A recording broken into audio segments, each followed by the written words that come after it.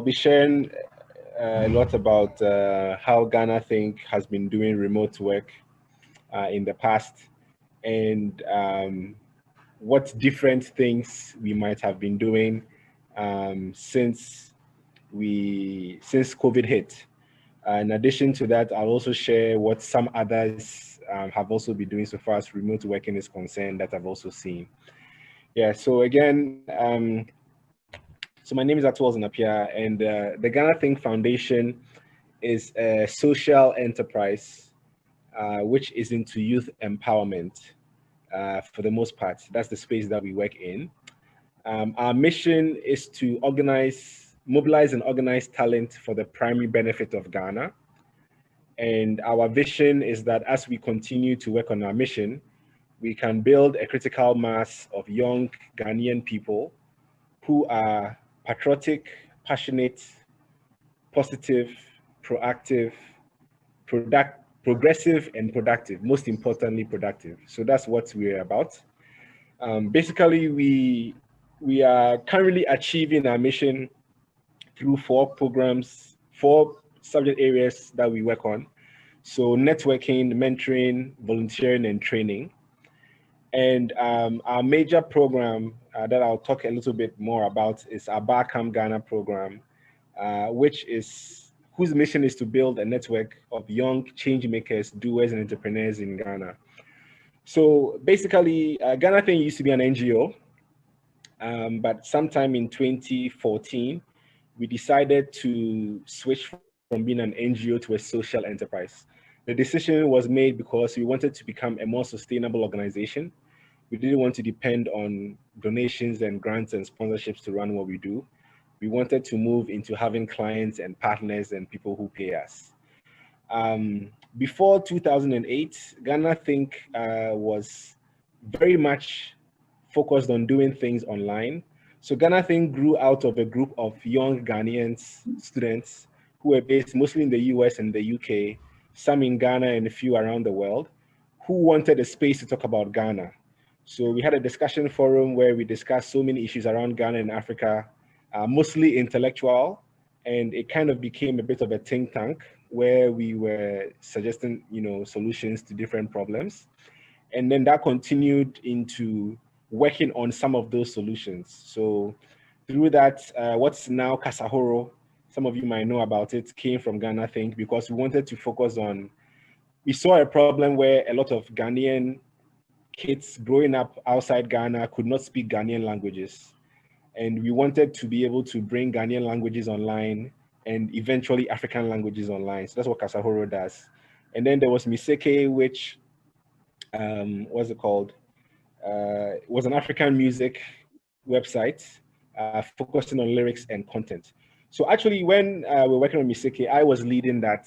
And I remember at the time that we had a team of 5.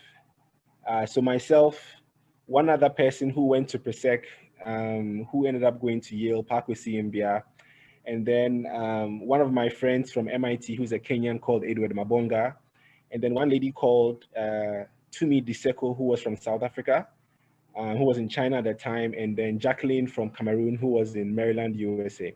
And then when we were working on Miseke, Tumi was based in China. And if you know a lot about China, they have a lot of restrictions for, some particular digital tools.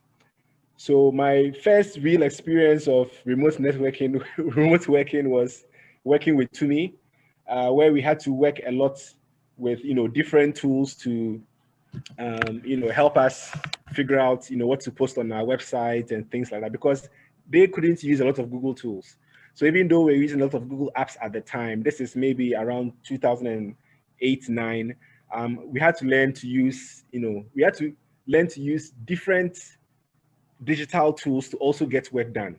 So if we couldn't work on a Google app, maybe we have to, work with Facebook Messenger some more, or, figure out how we can work through Gmail, right? So maybe sending, an email so that we could reply and things like that.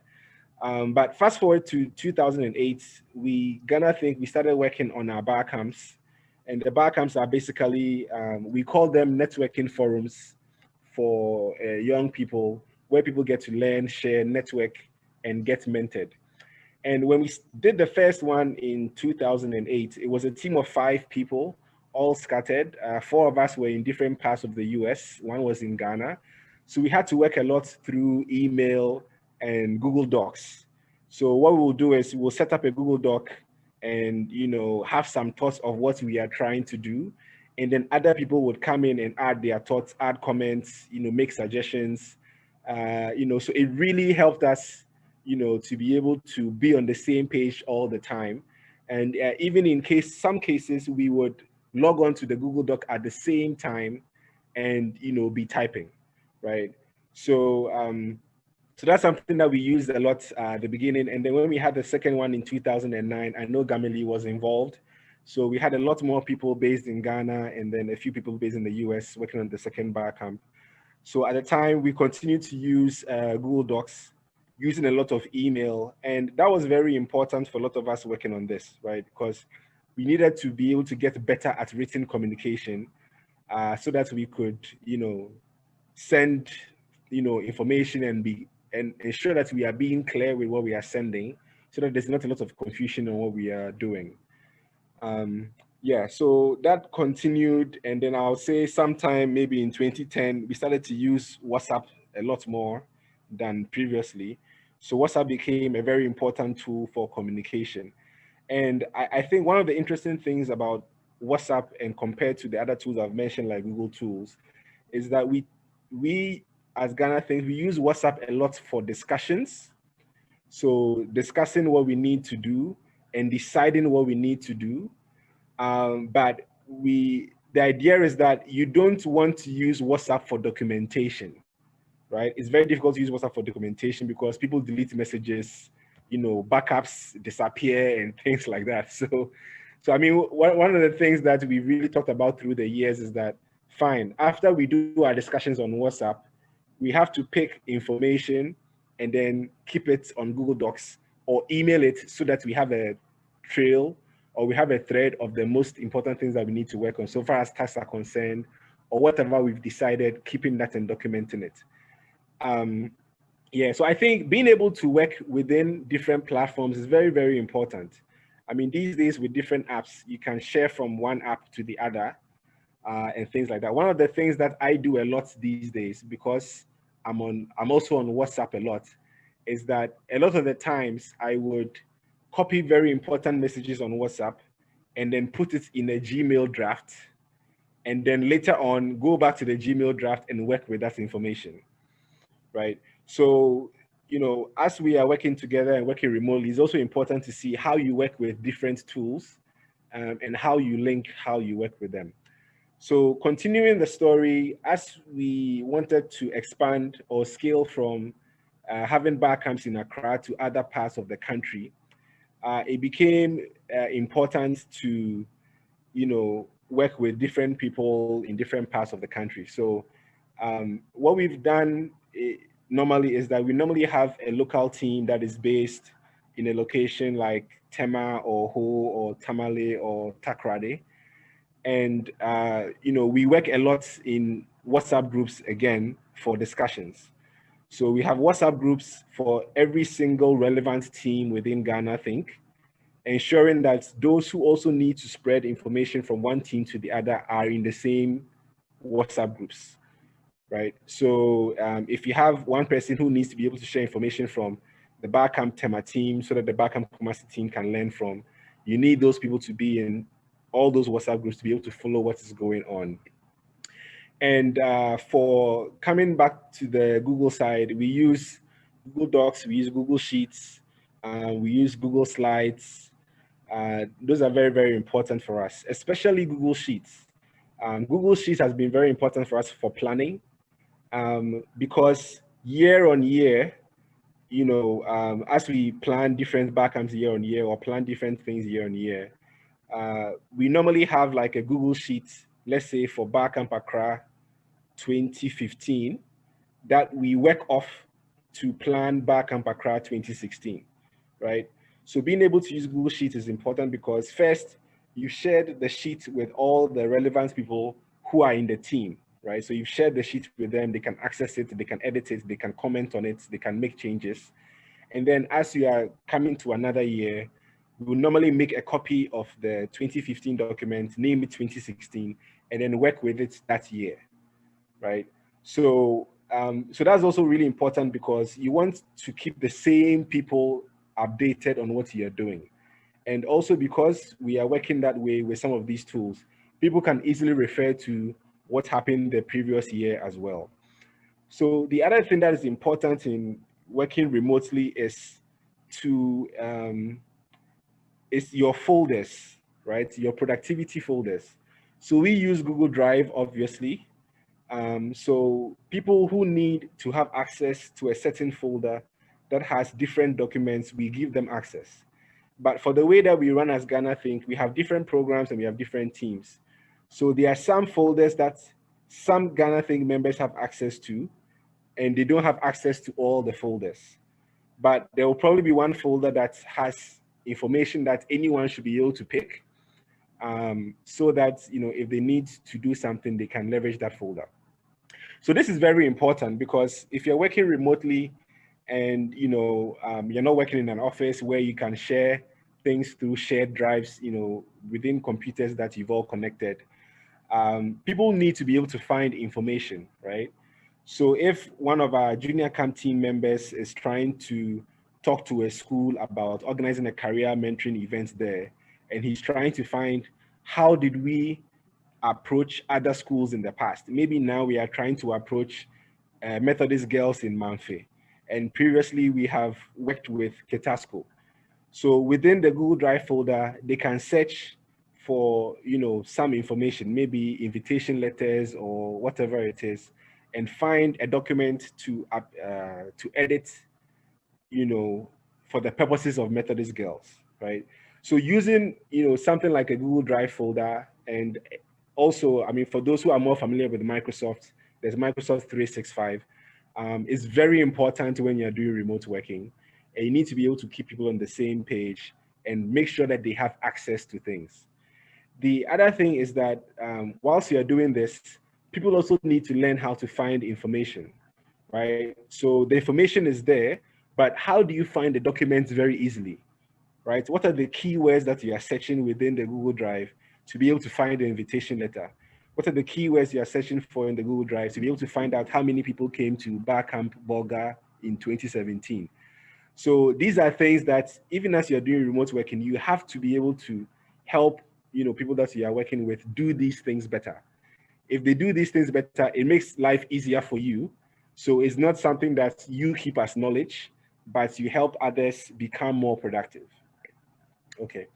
So I wanted to talk a little bit around, especially since COVID hit and we've been doing more online, calls and virtual calls. Obviously, we are using Zoom today, but if you look at like Google and Microsoft as two different, um, let's say, two different companies, Microsoft has introduced Microsoft Teams, which is very important for remote working, right?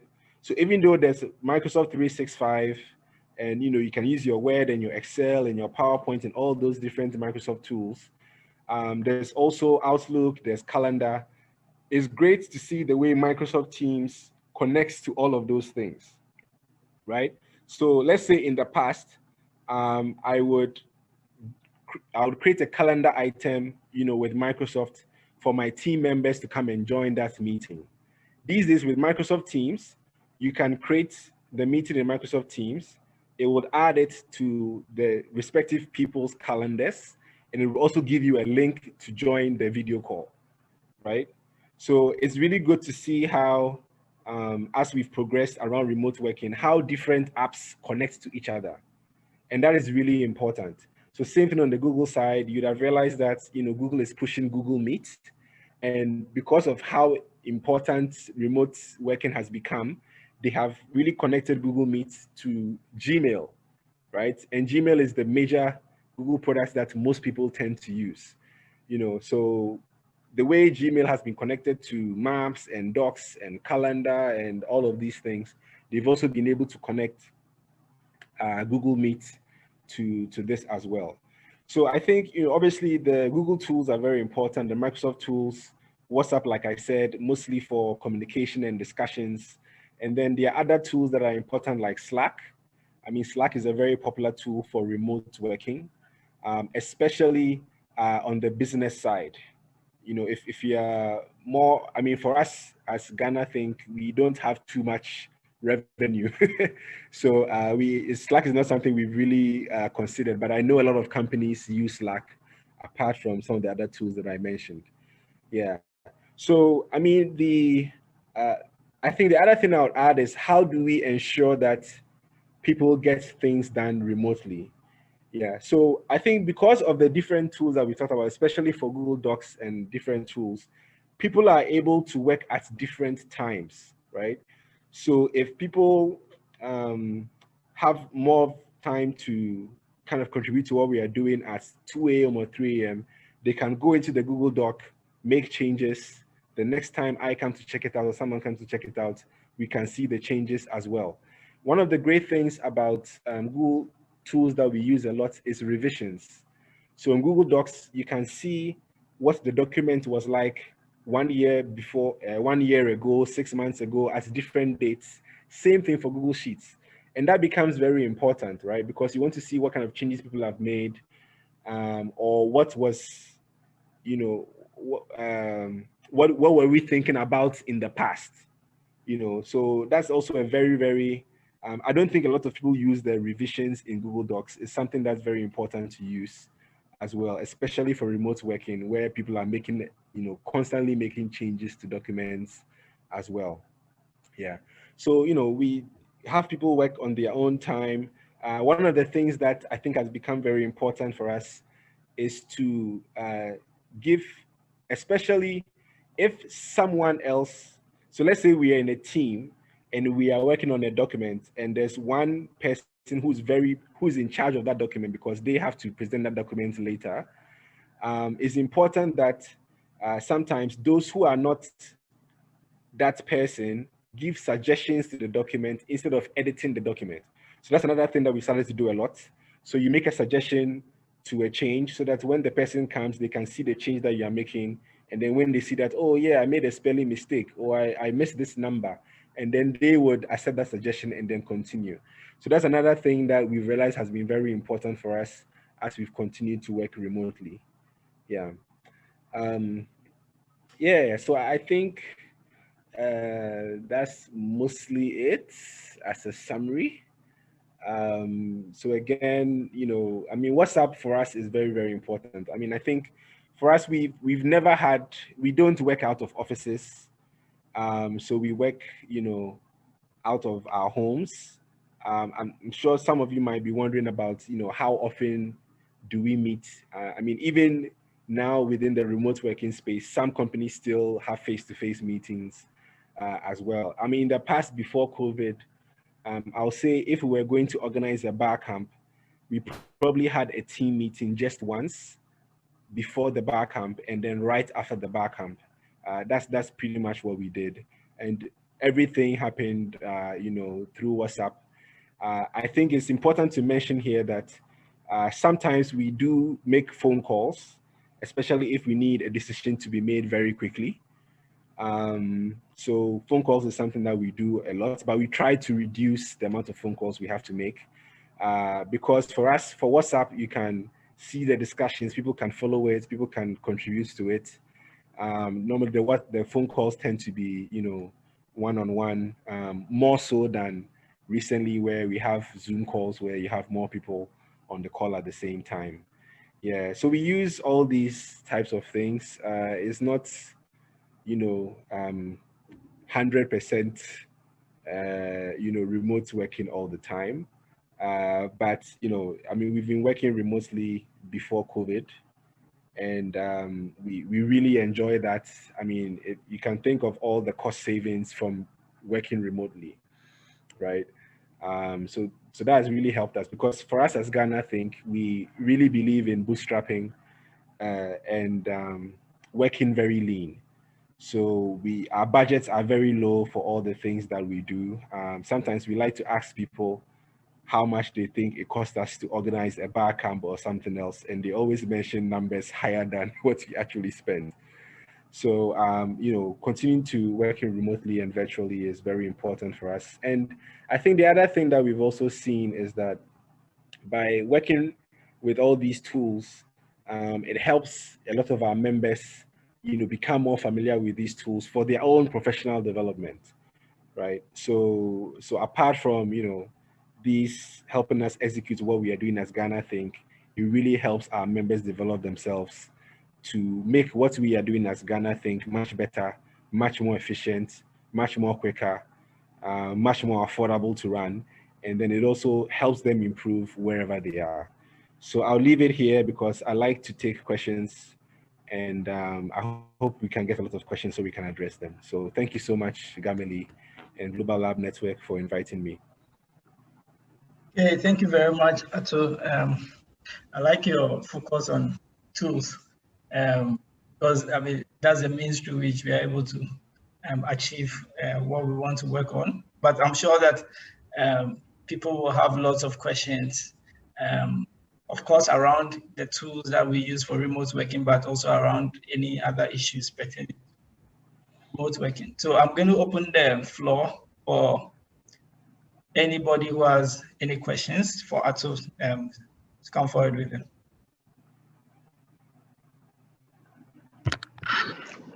Okay, so I think that was a great presentation, especially given the fact that the COVID-19 has made us also come and appreciate, what it is to work remotely. But my question is, I've been involved in some sort of remote work, and I would like to find out, in order to optimize productivity, in your, the Ghana Think, does it come to times that you have to set deadlines to people so that they have to work towards it to make sure that the group is at par? And also I think you mentioned about the meeting frequency, and I also wanted to mention that some people like to meet more often. Others also think that the meeting more often, that time they could use it to do more work. So how do you make sure all these things come to meet at a point where you can get the best out of it? So those are my two questions so far. Okay. So first on deadlines, I think one of the ways we try to get around this is to ensure that the people who are working on teams, things that are very structured, right? And tasks are personal in a sense, right? So I'll give you a quick example. For instance, if we are organizing Bar Camp Kaswa, we normally have someone who is in charge of finance and fundraising, someone in charge of marketing, which includes online and offline. We have someone in charge of logistics and budget, and we have someone in charge of resource personnel, right? So each of these different roles, they have things that they have to do, and it's really dependent on them, right? So basically, like, they would have a deadline, and when they get it done, like, most of the things are done. So we set it up in this way so that, like, if someone is delaying, it's not delaying something else that we need to organize, right? So I think that's one thing that we figured out that we do. But yes, I mean, definitely we set deadlines. We try to set deadlines so that because sometimes you need one thing to be done before you move on to the other thing, even so far as maybe resources are concerned. So if you're going to invite mentors to an event, first we have to choose those who we are going to invite. We have to figure out that we have their contacts. We have to contact them, have them confirm that they're going to come. After that, get their photos and their profiles for flyers. So there are different tasks that have to happen, and each one has a deadline. But at least it's tied to one person, right? So that if in some case deadlines are not being met, then we can see that this is the thing that is not being done, and how can we have someone else help get that done? So far as meeting frequency is concerned, and I think okay, so I think probably if some things are not moving, maybe deadlines are not being met, maybe we need to have more meetings, but mostly because of the way we set up things, it's not about having a meeting for the whole team. It's one conversation with the person who's not meeting the deadline, right? So also because of the way we set up things, you don't have to have so many meetings where everybody has to come together to discuss this, to discuss that. Also, we tend to reduce the meetings because we have the Google Sheets and Google Docs that we are working on, and people are updating those documents, right? So if I need to find some information, I go to the Google Sheet to see if it's been updated. If it's not been updated, then I'll call the person to figure out what is going on. So because these are living documents where we are always updating, we have less meetings for people to update on different things, right? Yeah, but like I said, I think, in organizing like one of the backgrounds, we probably have about 2 meetings for the background within, let's say, a 2 to 3 month period. I don't know if I addressed all your questions or I missed Yeah, them. you did, absolutely. Thank you. Thank you. Okay, I have a question, Ato. Yeah. So I think that generally remote working is catching up in Ghana, and more people are engaged in remote working these days.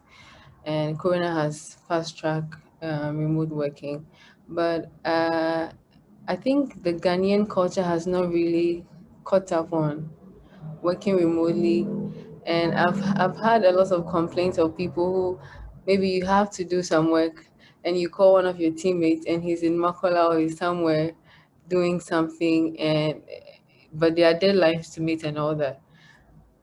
If as a social entrepreneur, if I want to start my own social enterprise or an organization and building a good organizational structure, or you think that it's better to work in physical facilities like what we Okay. currently have in So I in wanted to Ghana. ask, you were saying Ghanaian culture. So I want to know which cultures do remote working better than Ghana.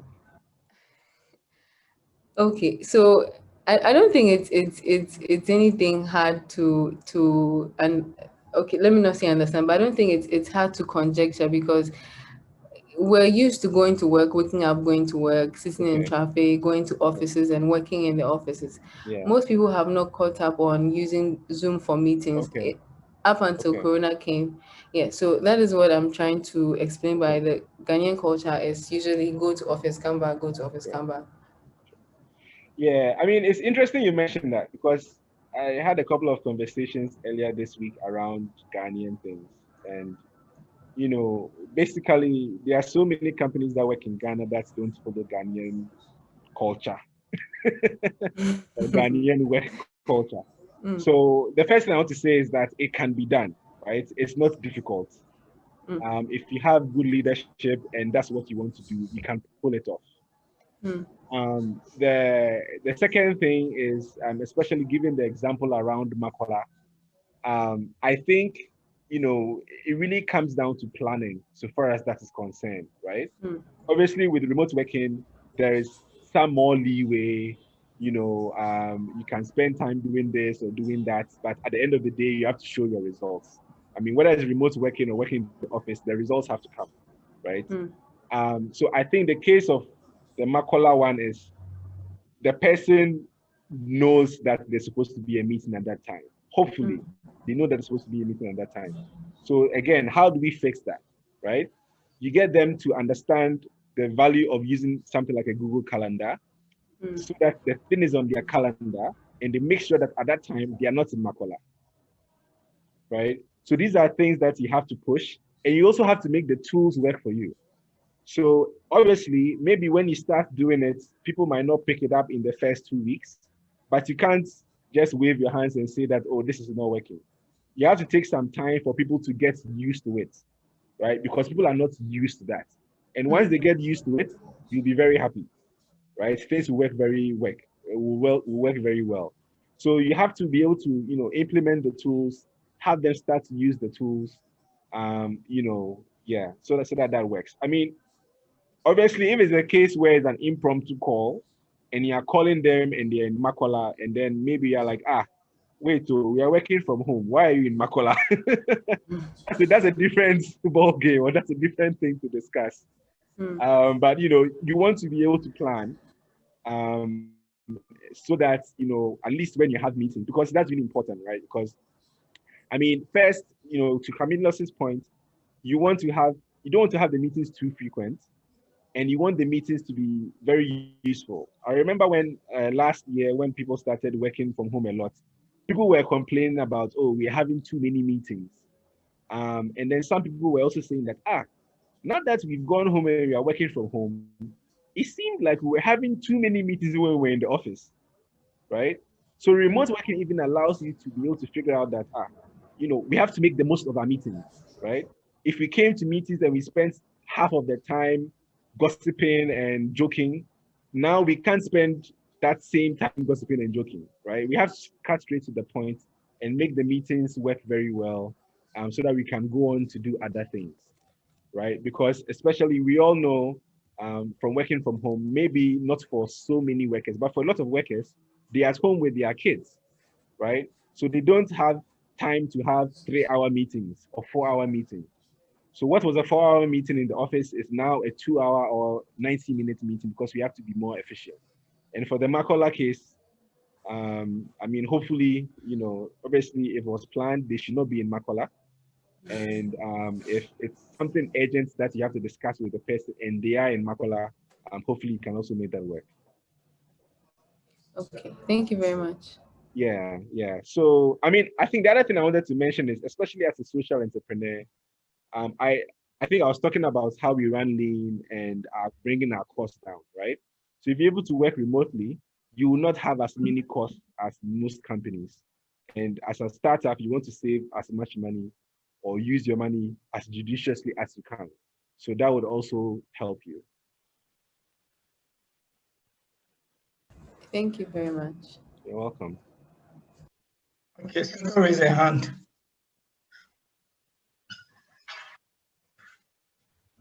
All right, hello, can you hear me? Can everyone hear me? Yes, we can. Okay. So the question that I have is sort of related to the couple of ones that have been asked. So it's twofold. First of all, I would like to know how you keep, as as a team leader, how you keep your team members accountable for what they do. Let's say you find that your team members are kind of slacking off or they are not meeting deadlines or things like that. How do you keep them accountable? That's the first question.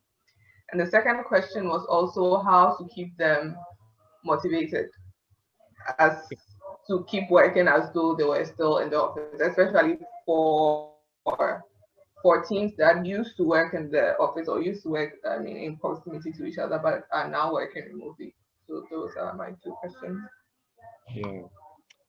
So let me take the second question first. If you're working in an office and people are slacking, there are consequences.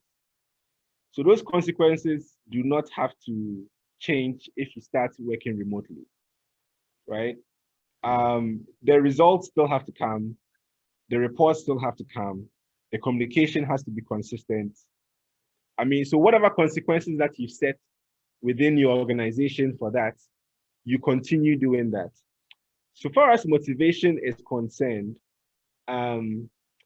pretty much, for remote working, you hope that people could spend the time to be more productive in doing what they're doing, right? And I think sometimes it just depends, it really depends on, sometimes who the staff and the employees are. Maybe when I was in the office, I couldn't listen to Obrafor and Stoneboy. So I wasn't enjoying my work environment that much. But at home, I can. So when I'm working, I'm in a better mood when I'm working, right? So sometimes you also want to understand, what makes people tick and what makes people work better, right? Um, for so far as maybe people slacking off because they are at home, for me, it just comes down to if at the end, if at this time you're supposed to provide something and you're providing it, personally, I am not worried about what you use the rest of your time for, right? What I want to see is the results so that we can keep on moving. I think the other thing, apart from motivation, we're talking about, yes, accountability. So I think for accountability, again, you're looking at, the different consequences. You're looking at how you, how you promote people who are working well, or how you you praise or encourage people who are working well. But I think, especially as a leader, what you want to do is to understand what is going on. So for us within GhanaThink, if we are working on something and something is like someone is not doing something quickly, I would call to figure out, oh, what are the things that are going on that is preventing this thing from getting done, right?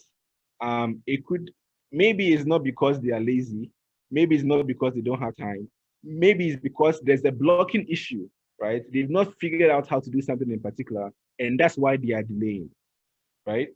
So that's for me to understand, or for someone else to understand, so that we can help get past that blocking issue, right? So apart from, just having to hold them accountable and things like that, I think it's really important, especially as someone who is leading a team, to understand what is going on and to help figure that out. Because sometimes the thing that is the blocking issue, you have gone through that before and you know the solution, but they don't, right?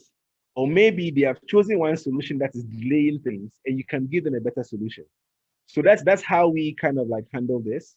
Because again, like I said, if you help the people that you are working with improve, what you are doing also improves. And then the other thing is that a lot of times their output is linked to your output as well, right? Maybe what you need to present to your manager or to your leader or to your boss, or whatever you need to get done, also depends on what they are doing. So if you do not put yourself in a position to help them get that done, it also affects you, right? And then, for the rest of it, it's just like the consequences that you've set for work not getting done and things like that. People handle that differently. So I don't want to get into like actual examples. I hope that helps. Settle. Yeah, it does. Thank you. You're welcome. Yeah, okay. Do we have any more questions on the floor? I would also encourage you to use the chat feature, in case you want to post the questions. And maybe, Gameli, what I would add to the accountability, especially for us as GhanaThink, I think one of the things is obviously if you have a team and people have their tasks earmarked for them, and some people are doing it and others are not doing it, it will become clear who is not doing it, right? So also that also gives some kind of accountability, because this person got theirs done, this person got theirs done, and me, I've not finished mine, right? So that also, we tend to do that a lot, especially amongst different teams. I think Precious is here. He can attest to that, Precious Adade.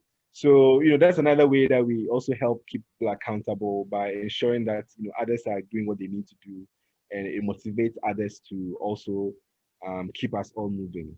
Yeah. Okay, so I would like to ask two questions. One question is that, of course, you made a presentation from the perspective of tools and also from running a social enterprise.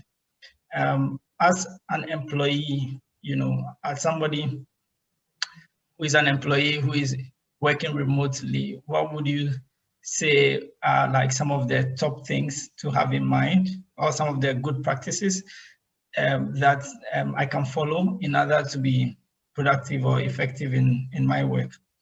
And then the second question has to do with capacity building. So again, for somebody who is new to remote working, how can you quickly like build your skill sets, be able to fit into a work culture that is predominantly remote? Okay, great. So for the first question, I think one of the most important things is taking notes. So taking notes in meetings, taking notes about things that need to get done, I think that's very, very useful, right? Because if you do that, it becomes very clear what you need to work on. And also sometimes the context within which you need to work within that, or the context within that thing was mentioned. So for me, taking notes helps me a lot. Currently, a lot of the notes I take is actually in my email.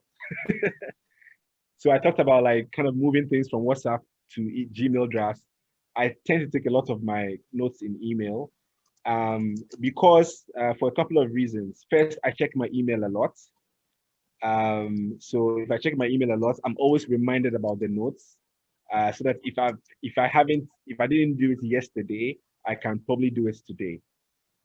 Secondly, I feel like one of the ways to ensure that you are really getting work done, if you're working remotely, to impress your boss or your manager and your team, is to be sending emails. Is to be sending emails. And so obviously when you're sending the email, normally it means something is being done, right? So for instance, like even if I go back, a few months to check like the kind of work that I've done, I check the emails that I've sent out and the items on my calendar to be able to figure out that this month, this is what I achieved, right? When I need to report. Okay. So I think taking notes is very, very important to help you understand what you need to get done. And then especially based on where your notes are, some people use post-it notes on their laptop, right? So every time you open your laptop, you can see the post-it notes. Some people use different things like Evernote or Google Keep for note taking. But I think notes taking for me is the most important thing to ensure that you are getting the work that you need to get done whilst working remotely. And I think sorry, can you repeat the second question? The second question has to do with like, how do you quickly build your capacity to be able to come up to speak? Yes.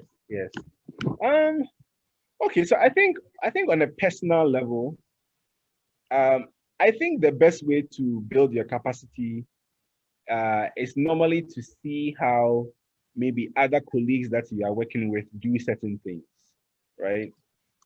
Especially your manager or other, colleagues who are more senior than you, right? How do they present a report, right? We had a meeting. They were asked to take notes. How did they present the notes? Trying to copy the way they presented the notes, trying to copy the way they did the Word document, right? Even looking at, so for me, I think looking at what people have done and trying to copy that is one of the best ways to build your capacity. If you try to copy it and you can't do it, then you should be humble enough to ask, oh, how did you get this done, right? Maybe teach me this trick, teach me that trick, and then you can leverage that to do what you're doing. So I think that is number one.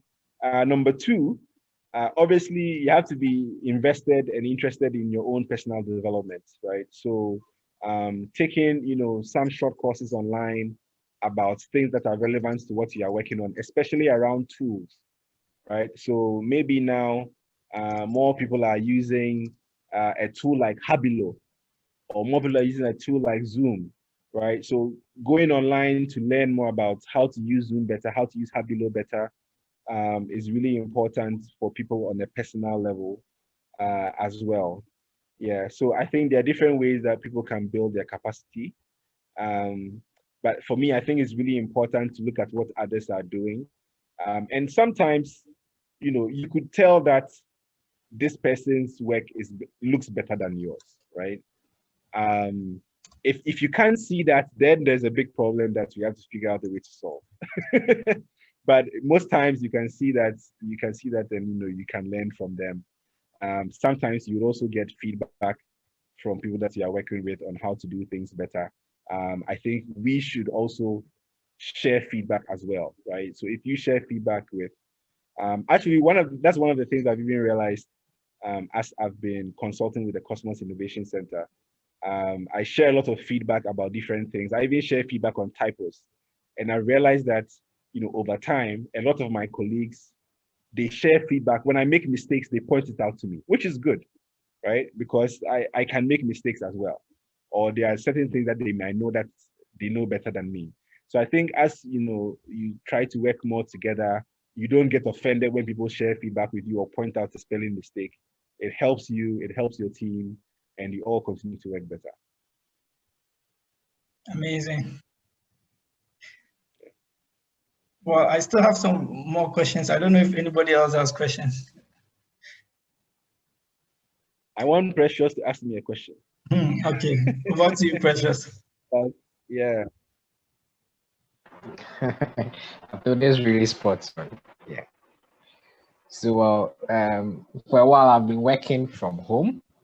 But I think one key thing you didn't really point out was the kind of, you spoke about the tools, Slack and other key tools that are really essential. But another key thing is internet coverage in Ghana too is a major headache. Whenever you have meetings and your internet coverage is not really on point, it becomes really frustrating. Yeah. And so my question is, in a setting where you work, you have worked with maybe more remote areas or more remote settings. So in case you are working with someone who is in a remote area with difficulty in accessing the internet, how do you work with this person? Okay. In order to so that's a very good question based on the kind of connectivity that we have here. So I mean, what I realized, or what we realized, is that you know, first, especially if you're going to have a meeting whilst working remotely, you want to be able to choose a place where the connection is good, right? So that's something that you have to intentionally do, right? So I mean, you know, like we've heard of cases whereby I remember there was one time I was in a village in Brohafu. We were doing some work there, and they were telling us that there's a certain place you need to go and stand to get a good phone signal to do a phone call, right? So similarly, if you're in places where the internet is a challenge, you have to find that spot at home, or you have to find that spot where you are and go to that spot when you're having meetings, right? So that's one thing you can do. The other things that people can do is the kind of devices that they use to connect to the meeting, right? Sometimes maybe it's better to connect with your phone. It's better to connect with your laptop. On the phone, there's a choice of using the Zoom app or using the Blue Jeans or Microsoft Teams app, or joining the call through the browser, through your Chrome browser, right? Same thing on the desktop, right? So there are different options of how you can actually join the meeting, and you have to find out the one that works best after trying, right? The other thing that people do, and we encourage people to do, is that when you are joining the call, if you don't have a great internet connection, you probably turn off your video until you are asked to turn on your video, and you mute your audio until you're asked to turn on your audio, right? Because video especially takes a lot of internet bandwidth. So I think that's something that I think we have talked a lot about, so people tend to know about that, right? So there are different things that you can do, even more technical, to your laptop or to your phone, to be able to join some of these calls. When you're joining a Zoom call, they ask you whether you want to use your computer audio, right? That's another way to ensure that your audio is quite good, as opposed to using, maybe another speaker. So you want to be able to figure out what works based on where you are, especially if that's where you would be mostly joining calls from, and using that, to join calls. At least, you are doing your part. Based on who you are working with, they might also support you to join meetings better. They might send you data to be able to join meetings. They might organize for you to be able to go somewhere where you can join meetings. So it's give or take, right? The employee has to do something. The organization also has to do something. Yeah. And then people change networks, right? Okay. If MTN is not working, they try another phone, or they try Airtel Tigo. Yeah. Hello, Seto. Or someone was going to speak. All right. Also, and if I might add, two more options. So the first one might be very limited, but then via voice call. So you don't need an internet connection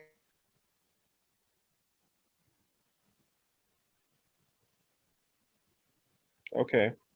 But I'm not sure about the others. Okay. So that's the first option.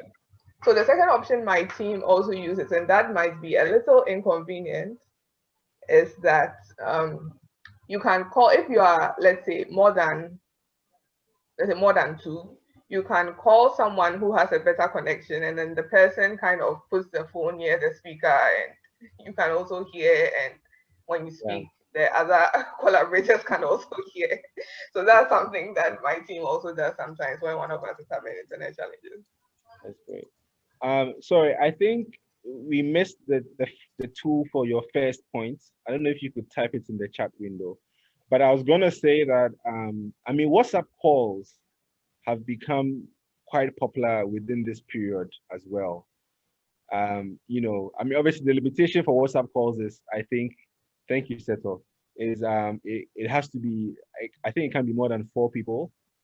So in cases where you are doing a small call and it's like 4 people, WhatsApp call tends to be quite good in organizing the meeting instead of, you know, using some of these other tools, Zoom, BlueJeans, Microsoft Teams, Skype, Google Meet, etc. So I think that is something that you know, we can encourage. Yeah. And you know, we use WhatsApp all the time. I know this year we've been talking about WhatsApp privacy, so the conversation has changed more. But but I think because of the way we use WhatsApp a lot, I mean, it's really important that we find ways for it to work for us. You know, you always want to find out how can the technology work for you, as well. Yeah. So I've given you examples of how making Gmail work for me over time. So yeah. Yeah, wonderful. Yeah, we've come to the end of the hour. I still have more questions for you, Ato, so I will post those questions in the Facebook group so that you can answer them there for me, hopefully. Sure. However, in order to help us to round up, I would like to ask people who are willing and who have experience with working remotely, if you have any like tips or experiences that you also want to share as a way of contributing to the core about remote working. Yeah, I'd like to hear that. I just wanted to point out, just like kind of taking advantage of the first opportunity. Atu mentioned many tools, and then he did mention Slack, and I just wanted to, it's not like I'm part of the marketing department of Slack or anything, but I just really want to point out that it's a really good, valuable, excellent tool, and you can actually use it for free for small teams and also for non-profits under certain circumstances. And it's amazing. I just like it. It's kind of like a default office, more or less, for remote working, and it's very good. So I mean, people can explore and see how that works for them as well. And Precious raised his hand, so yeah, Precious. Yeah, just to share what my company do when it comes to remote working. So Slack is one great tool we use a lot. So every morning there's a Google Meet. So everyone comes and give a report on what they'll be doing. Maybe on Monday, you give a report on what you'll be doing throughout the week. Then Google Calendar is one thing too we also make good use of. So you have to fill out what you'll be doing at each point in time. And your supervisor will be checking in on you probably every day or maybe 2 days. And once you are on your decks, you have to be online on Slack. Once you're online on Slack, there's a green portion that shows that you are online, just to create that kind of effectiveness. And also, we employ the use of other tools like Pipedrive, like Trello. So you see what everyone is doing at every point in time. Once you move it to the other board, someone works on it and you see the progress alongside. So these are some of the few things my company do, and then they invest a lot in trying to get good internet for every worker, so that once we switch to remote working, everyone has the needed tools.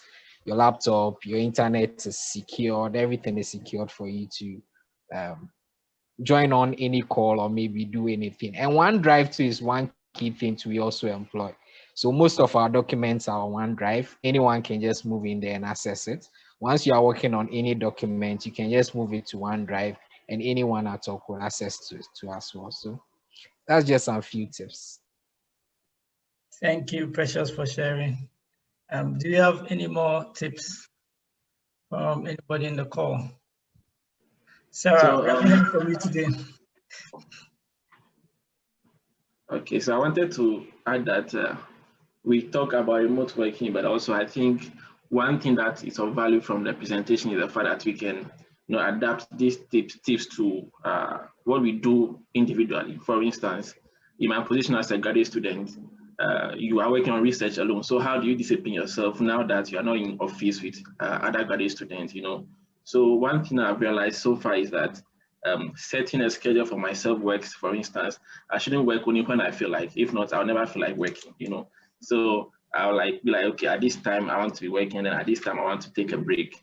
And then that's one thing I've realized. So setting schedules for oneself helps a lot, since you may not necessarily have that sort of motivation you get from co-workers around you, or having somebody pop into your office, because in the office, you know that if you are sleeping, somebody can come and see that you are sleeping. But when you're working from home, it doesn't work that way. You've been able to broaden your horizon and influence a lot of people, because I happen to have attended 2012 Barcamp with them, and I remembered you being there, but it's interesting to get to know your background now. Okay, so I wanted to say something quick about the break, right? Okay. I mean, I think it's really important that you take some time to do the work, you take some time to do the break, right? So that when you're focused on doing the work, you're getting it done. In fact, personally, sometimes when I'm getting work done, I turn off my phone so I can concentrate and work on the laptop and get that done.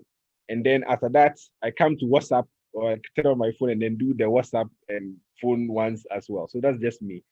For the second thing that you asked, yeah, I mean, I think, eventually I realized what I was passionate about and what I was good at and what I was interested in. And that's kind of brought me to this point. So, but I think the important thing is that no matter what you learn, you want to find a way to use it in whatever you're doing, right? So for me, I like to say, and it's not just that I like to say it, but I try to use what I've learned in engineering in doing GhanaThink, right? Which means that we are using lots of data, we are learning from the past, we are analyzing things like that, right? So, I mean, at this point, this is well, not even at this point. I'll say maybe for about 8 years now. Charlie, time flies. For 10 years now, I know this is what I've wanted to do, and that's what I'm mostly doing. So I mean, obviously, things I did before, I'm just trying to figure out how to use that for what I'm doing now. I'm not concerned about I study something in school and I'm not working in that industry. Yeah, I mean, my happiness is more important than that concern, or my joy is more important than that concern, or being able to do things and do them very well is more important than that concern. So that's what I have to say. Okay, that makes sense. Well, thank you very much, Ato. I think maybe directly or indirectly, you've really influenced me a lot and influenced a whole lot of people with all of these mindsets and philosophies. And I think that is a good point to finally end the call, since we are always trying really hard to keep to our time. Yep. But before we go, like we normally do, we take a group picture, although we are not at the same location. So those of you who have your videos turned off, if it's possible, can you please turn it on? Yay, Teresa. My greetings is set up. Okay, so let's do this. Precious, you have good internet. Where's your video? Awesome. Thank you very much for coming. Yeah, good to see everybody's face. I think Charles is tired from I don't know, when you see COVID patients. Have a great time, and then see you next month. Bye-bye. Bye. Bye. Bye.